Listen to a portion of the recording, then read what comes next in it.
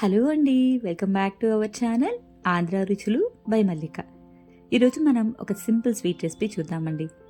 పిల్లలు ఎప్పుడైనా స్వీట్ అడిగినా లేకంటే మన ఇంటికి అనుకోకుండా చుట్టాలు వచ్చినా ఈ విధంగా సింపుల్గా స్వీట్ చేసేయండి. కేవలం 10 నిమిషాల్లో అయిపోతుంది. టేస్ట్ కూడా చాలా బాగుంటుందండి. ఇంకెందుకు లేట్ చేయకుండా ప్రొసీజర్లోకి వెళ్ళిపోదాం పదండి. దీనికంటే ముందుగా మన ఛానల్ని కొత్తగా ఎవరైనా విజిట్ చేస్తుంటే కనుక please subscribe my channel. Stove వెలిగించుకొని ప్యాన్ పెట్టుకొని దాంట్లోకి 2 టేబుల్ స్పూన్ల వరకు నెయ్యి వేసుకోండి. నెయ్యి కొంచెం హీట్ అయిన తర్వాత దీంట్లోకి 1 కప్పు గోధుమ రవ్వ వేసుకోండి. దీనిని బన్సీ రవ్వ అని కూడా అంటారండి. స్టవ్ని లో ఫ్లేమ్లో పెట్టుకొని నేతిలో ఈ రవ్వని మొత్తాన్ని దూరగా వేయించుకోవాలి. కలర్ అస్సలు చేంజ్ అవ్వకూడదండి. లో ఫ్లేమ్లో పెట్టుకొని దీన్ని మనం వేయించుకోవాలి. ఈ రవ్వ వేగేటప్పుడు మనకి మంచి సువాసన వస్తుందండి. ఇది చక్కగా వేగి మనకి పైన కొంచెం తెల్లగా అవుతుంది చూడండి. ఈ విధంగా ఉంటే సరిపోతుందన్నమాట. ఇప్పుడు దీని మొత్తాన్ని కూడా ఒక ప్లేట్లోకి తీసుకుని పక్కన పెట్టేసుకుందామండి.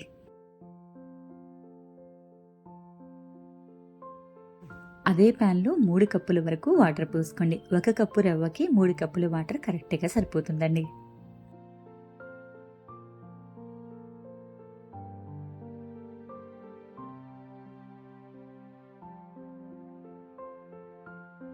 దీని మీద మూత పెట్టుకుని వాటర్ బాగా మరగనివ్వాలండి. మరిగేంత వరకు మరిగించుకోండి.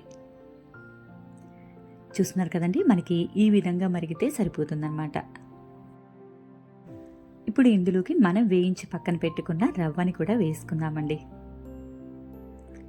ఒకసారి బాగా కలుపుకోండి. స్టవ్ని మీడియం ఫ్లేమ్లో పెట్టుకొని ఈ రవ్వ మొత్తాన్ని కూడా చక్కగా ఉడకనివ్వండి.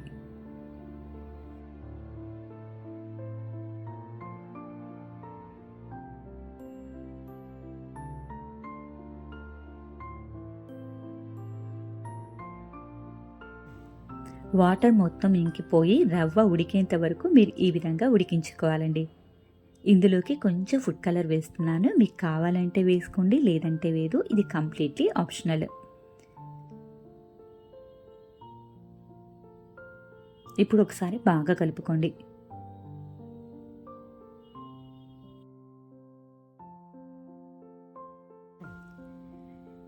ఇందులోకి 1 కప్పు పంచదార వేసుకుందామండి.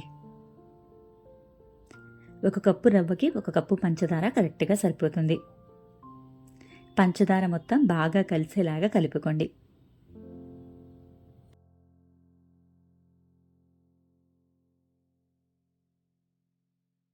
పంచదార వేసిన వెంటనే మనకి ఈ రవ్వ కొంచెం పలచబడుతుందండి. పంచదార కరిగి మరోసారి ఈ రవ్వ మొత్తం కూడా దగ్గర పడేంత వరకు మీరు ఈ విధంగా కలుపుతూనే ఉండాలండి.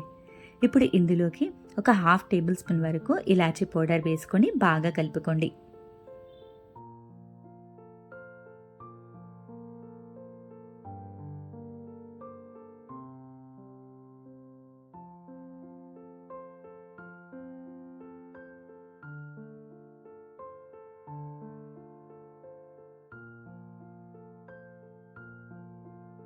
ఇది కొంచెం దగ్గర పడుతుంది కనుక దీంట్లోకి ఒక 2 టేబుల్ స్పూన్ల వరకు నెయ్యి వేసుకోండి. మరొక నిమిషం పాటు బాగా కలుపుకోండి.